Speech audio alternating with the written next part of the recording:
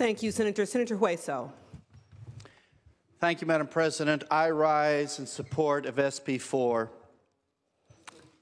You know, in February, California moved ahead of Brazil as the 7th largest economy in the world. This is a state that is the largest state with the largest economy in the world.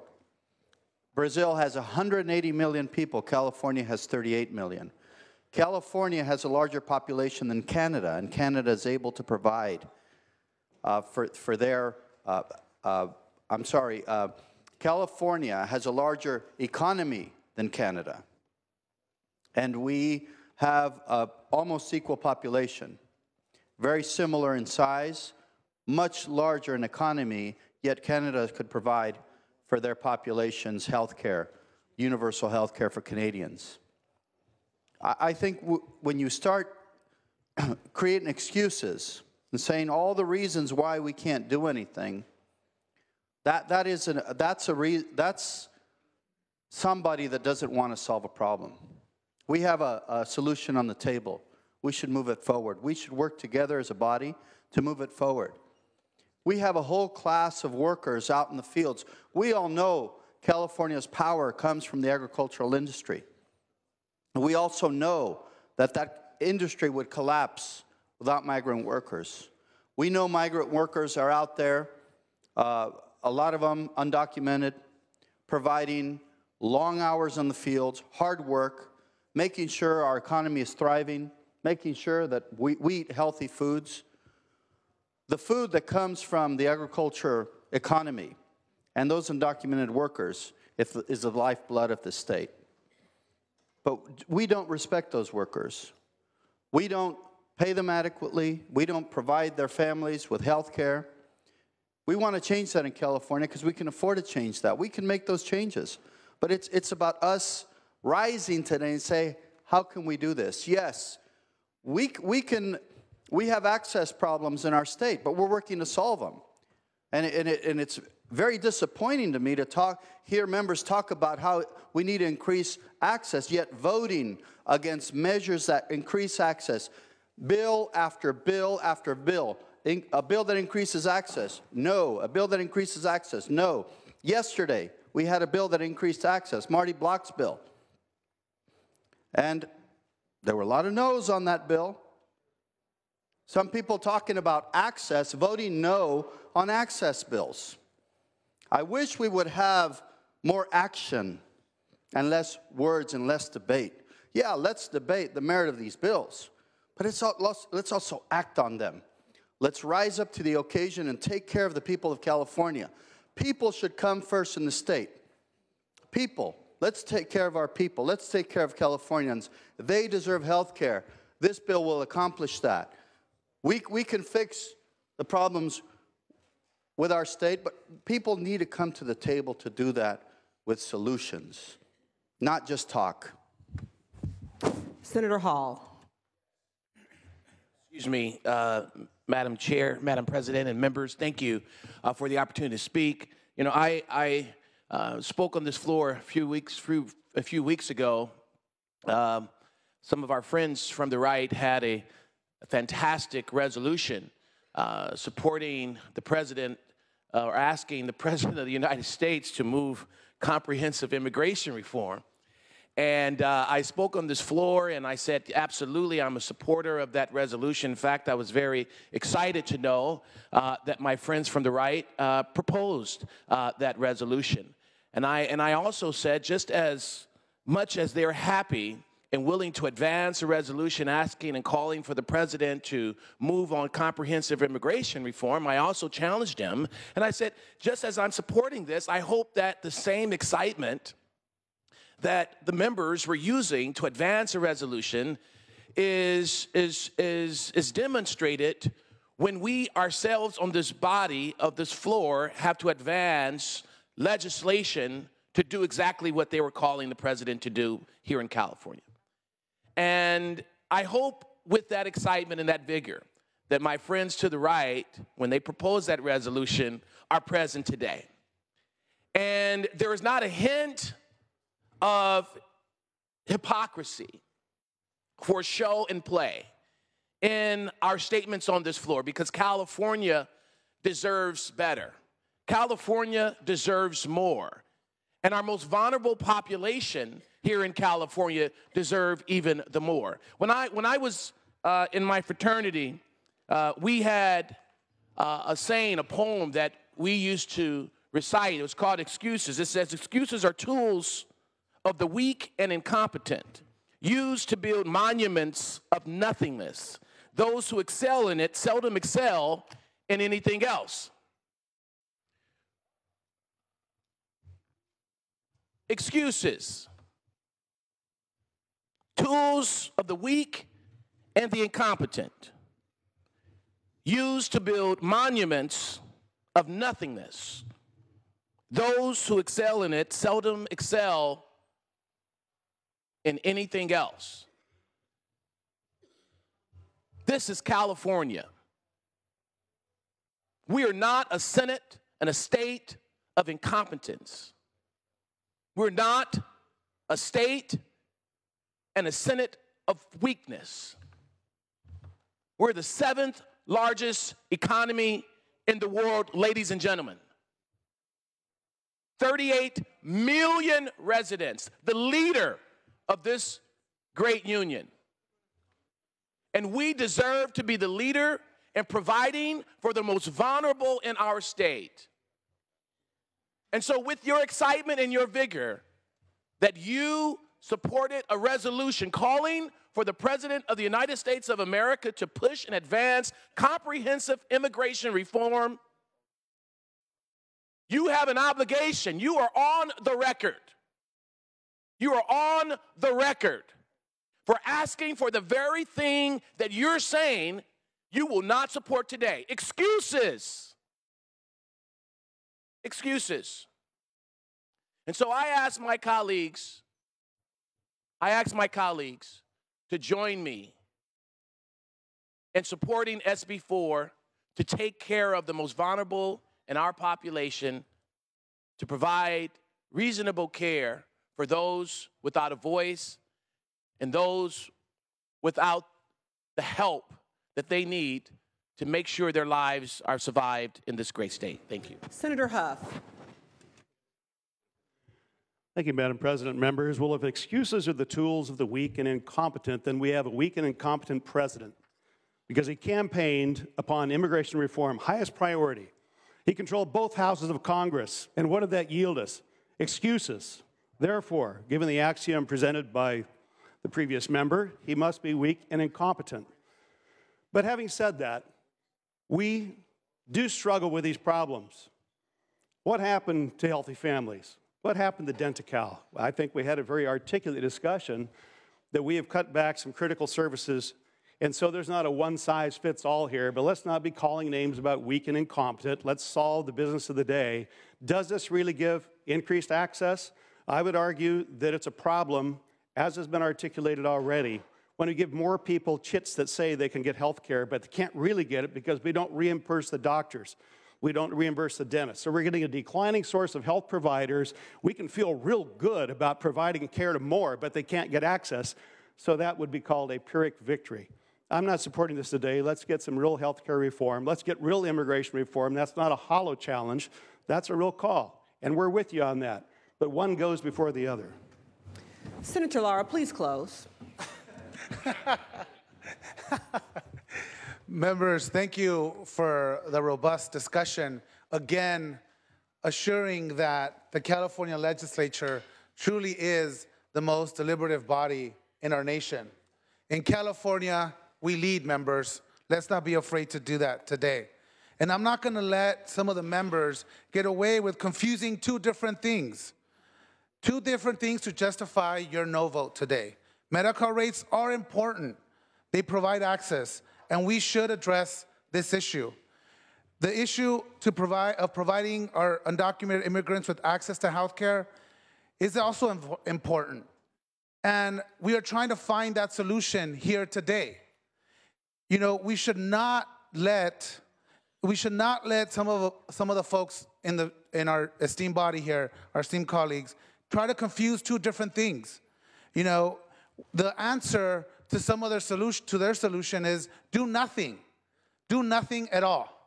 Continue to let these children and their families end up in our emergency rooms that are costing us $1.4 billion annually, members. $1.4 billion annually in our emergency care. Quite on the contrary, immigrants that we so usually stand here together, arm in arm, contribute $1.30 billion to our state GDP, members. $1.30 billion. These are the hardworking immigrants that we are fighting for today. And I'm not going to let members confuse two different things. Our solution is to do something about it, not to stand and do anything. You know, on behalf of the immigrants in my district and in Orange County and in the state of California, I ask for you members to lead today. In California, members, we are leaders. Our legislative body sets the tone for the nation, and that includes our broken federal government. That is why we are here today, trying to address a critical issue that is vital to the success of not only of Californians, but of our California economy. It behooves us to provide this funding for our undocumented community, as opposed to spending the billions of dollars we spend every year on trying to address this issue. The time for us, members, has come for us to lead. Let's lead and vote on this bill. Thank you. Thank you, Senator Lara. Mr. Secretary, please call the roll. Allen? So smart. Anderson? No. Bates? No. Bell? Aye. Berryhill? Block? Aye. Canella? Aye. De Leon? Fuller? No. Gaines? No. Galgioni? Aye. Glazer? Aye. Hall? Aye. Hancock? Aye. Hernandez? Aye. Hertzberg? Aye. Hill? Aye. Hueso? Aye. Huff? No. Jackson? Aye. Lara? Aye. Leno? Aye. Leva? Aye. Liu? Aye. McGuire? Aye. Mendoza? Aye. Mitchell? Aye. Monning? Aye. Morlock? No. Morrell? No. Wynn? Nilsson? No. Pan? Aye. Pavley? Aye. Roth? Aye. Runner? No. Stone? No. Vidak? Aye. Wykowski? Aye. Wolk? Wolk, aye. Please call the absent members. Allen? Aye. Berryhill? No. De Leon? Aye. Wynn? Ayes 28, noes 11. The measure passes. Moving on to item 109, Senate Bill 635. Mr. Secretary, please read. Senate Bill 635 by Senator Nielsen, an act relating to erroneously convicted and imprisoned persons. Senator Madam Nielsen. President, ladies and gentlemen of the Senate, I'm happy to bring this bill before the legislature today, along with joint author Senator Leno. There are not a lot of these wrongfully convicted, but there are some. And a great injustice is done when that is found to be the case. We cannot recompense them for the time that they've had to serve incarcerated, but then we can allow them some compensation. It's been many years since that rate of $100 a day has been raised. I think 1990 was the last time. With this legislation, we will increase that to $140 a day. The Victims' Compensation and Government Claims Board then can approve the claim of that exonerated individual. It will also allow that they would be recompensed for the time that they had served in jail prior to conviction. That's what's called pre-conviction time, plus then the time that they would serve incarcerated. In order to ensure that they would be eligible for this compensation, we would remove the word pecuniary from the code. This does address a part of the justice system, which in this case would be called an injustice of our justice system. They were found legally not guilty. An error had been made. And again, though we cannot give them their time back, we can give them some compensation to help them adjust. I urge an aye vote on raising this to $140 a day. There were only 1.2 average cases such per year. This is no bank buster for the state of California, but it certainly is a justice done. I urge an aye vote. Thank you, Senator Nielsen. Senator Leno. Thank you, Madam President. Colleagues, I'm very pleased to stand in support of this Nielsen-Leno bill. I want to thank Senator Nielsen for his leadership. It was a Republican assemblyman back in 2000 when there was, I believe, Speaker Hertzberg at the time, Russ Bogue authored the bill that created $100 compensation per day when we, the state, victimize an innocent person. When that person is exonerated, we owe them $100 per day. And I appreciate Senator Nielsen taking the amendment to scratch the word pecuniary because somehow our Department of Justice had ruled on a particular case that innocent individual whom we had wrongfully incarcerated was not owed his $100 per day because of his prior criminal record. He most likely would have not been employed anyway and would not have had been earning any money. That is not what this $100 a day, now proposed to be $140 a day to adjust for inflation, is about. It's about our meager attempts to say we were wrong and we took your life away from you. In exchange, we'll now give you $140 per day. If you take that same reasoning the other direction, if someone had been making $1 million a year and we wrongfully incarcerated him or her, do we owe that person more? Of course not. So thank you for scratching the word pecuniary. Thank you for addressing the need. Few people will be impacted, but every wrong that we can correct in human life means a lot. I ask for your aye vote. Any further discussion or debate? Senator Nielsen, please close. Urgent no, aye vote. Senator Nielsen is asking for an aye vote. Thank you. Mr. Secretary, please call the roll. Allen. Aye. Anderson. Aye. Bates. Aye. Bell. Aye. Berryhill. Aye. Block. Aye. Cannella. Aye. De Leon. Aye. Fuller. Aye. Gaines. Aye. Galgiani. Aye. Glazer. Aye. Hall. No. No. Hancock. Yes, sir. Aye. Hernandez. Aye. Hertzberg. Aye. Hill. Aye. Whistle. Aye. Huff. Jackson. Aye. Lada. Aye. Leno. Aye. Leva. Aye. Liu. Aye. McGuire. Aye. Mendoza. Aye. Mitchell. Aye. Monning. Aye. Morlock. Aye. Morrell. Aye. Wynn. Aye. Nielsen. Aye. Pan. Aye. Pavley. Aye. Roth. Aye. Runner. Stone.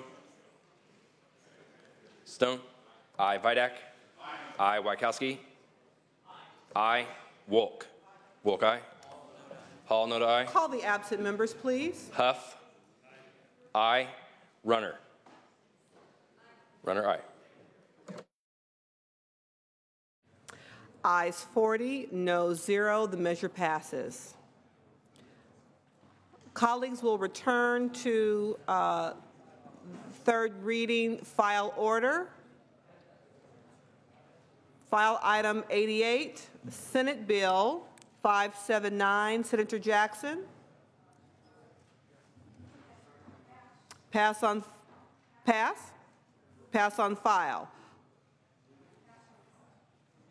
That's what I said. File item 89, Senate Bill 313. Senator Galgiani, pass. File item 90, Senate Bill 328. Senator Hueso, pass. File item 92, Senate Bill 434. Senator Allen, pass. Colleagues, we have returned to the file Order of business.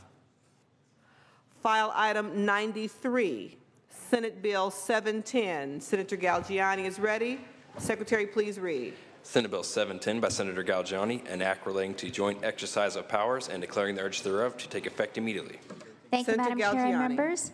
SB 710 authorizes California Joint Powers Authorities to issue bonds and enter into loan agreements to finance or refinance private projects that are located outside of California. Activities financed with tax-exempt bonds increasingly transcend state boundaries, and the practice of issuing municipal debt for multi-state and out-of-state projects is becoming more widespread. Multi-state financing provides cost and time savings to borrowers through economies of scale. In recent years, municipal issuers located in Arizona, Colorado, Florida, Illinois, Texas, and Wisconsin, among other states, have issued bonds to finance multi-state and out-of-state projects. Although some of those projects are located in California, companies and nonprofit organizations seeking to develop their multi-state projects must look beyond California for cost-effective bond financing. Allowing California JPAs to assist in financing multi-state and out-of-state projects can generate time, efficiency, and transaction cost benefits to enterprises with substantial operations, employment, or headquarters in California. Amendments taken in Government and Finance Committee remove the opposition of WCA services, and I have committed to take the Howard Jarvis Association's technical and clarifying amendments in the Assembly, and that will remove any opposition to the bill. I respectfully ask for your aye vote. Thank you. Is there any discussion or debate on the measure? Seeing none, is there any objection to the use of unanimous roll call? Seeing none, ayes 37, noes 0 on the urgency clause. Ayes 37, noes 0. The measure passes. File item 94, SR 31, pass. File item 95, SR 32, Senator Morrell, pass. File item 96, Senate Bill 15. Senator Block, Secretary, please read. Senate Bill 15 by Senator Block, an act relating to post-secondary education. Senator Block. Thank you, Madam President. As my colleagues know, California has probably the finest system of higher education in the world. Having said that, we have a very discouraging statistic, and that is that only 18% of California State University students entering as freshmen graduate in 4 years. SB 15 tackles this problem. It does so, it facilitates 4-year graduation by doing several things. First of all, it provides for the hiring of more career counselors. A lot of our students fail to graduate in 4 years because it takes them a year or two to decide what they want to do when they grow up.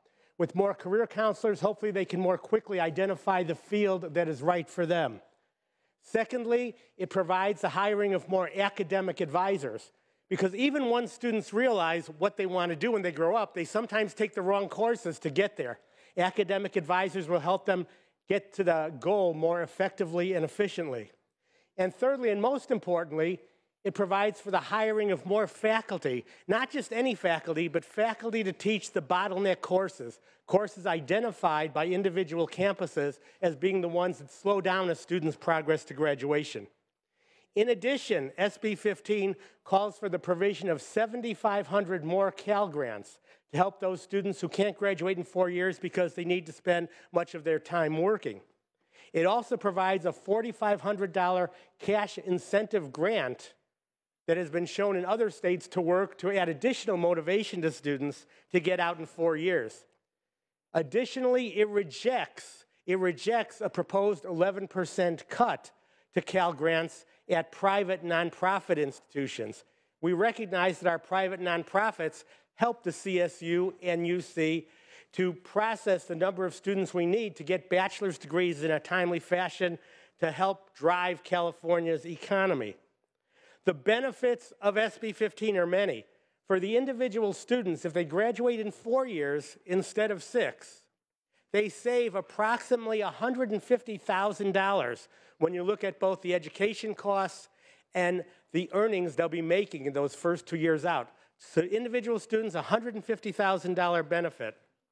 To the employers, the benefit is that they'll get students out of college more quickly. They'll have a larger, more effective workforce to hire from. To our community college and high school students, community college transfers, high school graduates, SB 15, by moving students out of the four-year campuses more quickly, will provide more spaces for the incoming students. So there's more access because of SB 15. Lastly, it rejects the 5% proposed UC tuition increase, and that benefits all UC students and their families. This bill has had round support, supported by the California State University System, the AICCU, which deals with the independent colleges, the Campaign for College Opportunity, many of the business groups in the state, the North Bay Leadership Council, the LA Chamber of Commerce, San Francisco Chamber of Commerce, these supporters and many others, and it's been supported by this Senate. In your wisdom, this bill has moved through the process with unanimous bipartisan support, and I ask for your support today. Thank you. Senator Morlock. Thank you, Madam President. I rise in support of SB 15. I want to thank the senator from San Diego. One of the key points and the reasons I'm supporting the bill is that the Cal Grant A and B award for new students attending private nonprofit post-secondary educational institutions will remain the same. And I thank you, Madam President, and encourage everyone's support on this bill. Senator Gaines. Thank you, Madam President. Members, I just wanted to thank the author for bringing this legislation forward and how critical it is. I've had a couple children go through the CSU system, and they did struggle to get their classes to graduate in 4 years, so it's an awesome area of focus. Also, I really appreciate the Cal Grant aspect to private nonprofit system, that they can also benefit from this and get more children graduating through college here in California. So urge an aye vote. Thank you. Thank you. And Senator Allen. I rise in support of this bill, but I do want to just make some comments about the extent to which we still are dramatically underfunding public higher education in the state. I just want to add my voice to the set of concerns I know that are out there about UC funding, about affordability. There's some difficult decisions being made with this budget, but I really do hope that as this bill moves forward, we're going to be taking the issue seriously of properly funding the University of California and the Cal State University system for the tasks that we have given to them. As many people may know, both in terms of real dollars and in terms of percentage of the budget, we're spending, depending on how you count it, about half per student than we were back in 1990 for the University of California, for example, which is such an important vehicle for economic growth, for access, for the prosperity of our state. And so I just wanted to remind the Senate of the fact that the work, even with SB 15, is not done with regards to properly funding our great public higher educational institutions.